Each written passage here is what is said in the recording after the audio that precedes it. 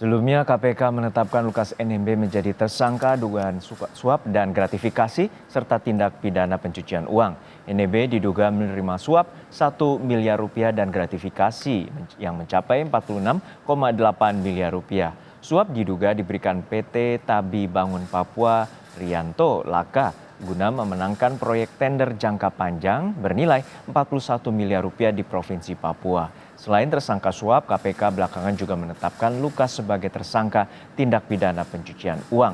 Ia diduga berupaya menyamarkan harta kekayaan yang diperoleh melalui korupsi dengan mengubah bentuknya menjadi aset berharga atau menggunakan nama orang lain sebagai pemilik.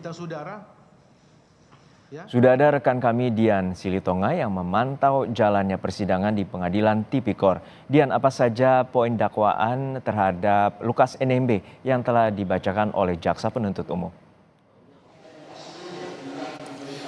Ya, Juno, poin-poin dakwaan yang tadi disampaikan oleh Jaksa Penuntut Umum intinya adalah Jaksa Penuntut Umum mendakwa Gubernur Papua Nonaktif Lukas NMB ini melakukan tindak pidana korupsi berupa penerimaan suap dan gratifikasi di mana nilainya ini disinyalir atau diduga mencapai lebih dari 45,8 miliar rupiah.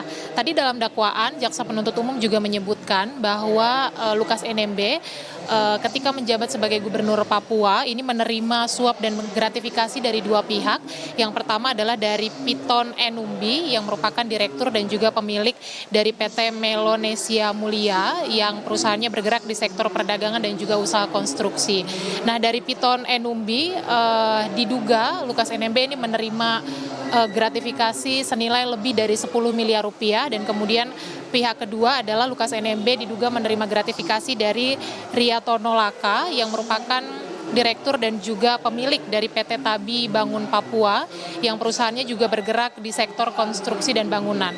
Nah, nilai gratifikasi yang diterima oleh Lukas NMB dari Rianto Laka ini diduga mencapai lebih dari 44 miliar rupiah dan juga ada suap senilai 1 miliar rupiah. Nah, dalam dakwaan juga dijabarkan, Juno, bahwa kedua pihak yang kemudian memberikan suap dan gratifikasi kepada Lukas NMB ini sebelumnya merupakan tim pemenangan dari Lukas NMB ketika mencalonkan diri sebagai kepala daerah atau sebagai gubernur Papua, yang kemudian sebagai timbal balik diberikan sejumlah tender atau proyek dari APBD Provinsi Papua oleh Lukas kepada keduanya.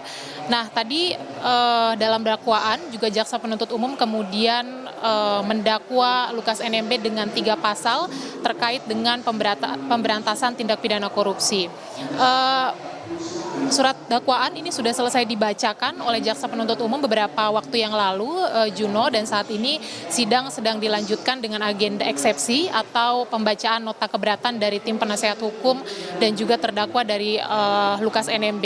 Tadi setelah dakwaan dibacakan oleh Jaksa Penuntut Umum, Lukas NMB juga dipersilahkan oleh Majelis Hakim untuk memberikan tanggapan dan tadi Lukas NMB menyampaikan keberatan atas dakwaan yang dibacakan oleh jaksa. Yang pertama adalah Lukas NMB mengaku bahwa nilai suap 1 miliar rupiah yang didakwakan oleh Jaksa Penuntut Umum itu bukan diperoleh dari hasil suap tetapi memang uang miliknya pribadi, dan kemudian juga Lukas menyanggah atau menyangkal terlibat dalam upaya tender, dan kemudian juga Lukas mengklaim bahwa proses persidangan yang ia jalani ini dirasa sangat diskriminatif.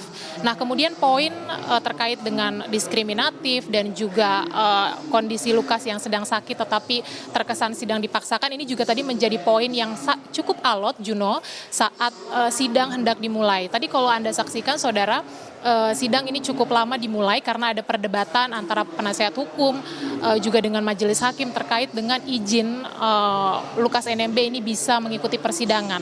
Majelis hakim bertumpu pada surat keterangan dokter, tetapi tim penasehat hukum dan juga Lukas NMB bersikeras pada posisi bahwa Lukas sedang sakit dan seharusnya tidak digelar atau tidak bisa mengikuti persidangan. Kemudian juga tadi saat jaksa penuntut umum membacakan atau mulai membacakan surat dakwaan, ini juga ada beberapa interupsi atau beberapa kali diinterupsi oleh Lukas dan juga tim penasehat hukum. Sehingga tadi majelis hakim juga memperingatkan kepada tim penasehat hukum supaya persidangan ini bisa berjalan secara kondusif sesuai dengan kesepakatan pada pekan yang lalu, Juno. Kalau kita ingat sidang perdana pada pekan lalu digelar secara daring atau secara online, tapi kemudian dari pihak Lukas NMB menginginkan supaya sidang berjalan secara fisik atau offline, dan kemudian juga ada kesepakatan bahwa ya sidang akan digelar secara offline kalau pihak dari penasehat hukum dan juga terdakwa bisa memastikan keamanan dan kondusivitas sidang. Kalau hari ini sidangnya berjalan tidak aman, maka tadinya majelis hakim akan kembali memutuskan supaya sidang perkara Lukas NMB ini digelar secara online atau secara daring, karena memang berdasarkan putusan Mahkamah Agung tahun 2020 ini memungkinkan agar sidang pidana ini bisa digelar secara online. Nah, saat ini sidang masih berlangsung. Tadi saya sudah sampaikan agendanya adalah pembacaan eksepsi. Kita akan pantau sama-sama poin-poin apa yang sesungguhnya disampaikan oleh tim penasehat hukum maupun juga nanti yang akan disampaikan oleh Lukas NMB terkait dengan dakwaan yang sudah lebih dulu dibacakan oleh jaksa penuntut umum. Juno. Baik, terima kasih atas laporan lengkap Anda, jurnalis Kompas TV Dian Silitonga dari Pengadilan Tipikor Jakarta.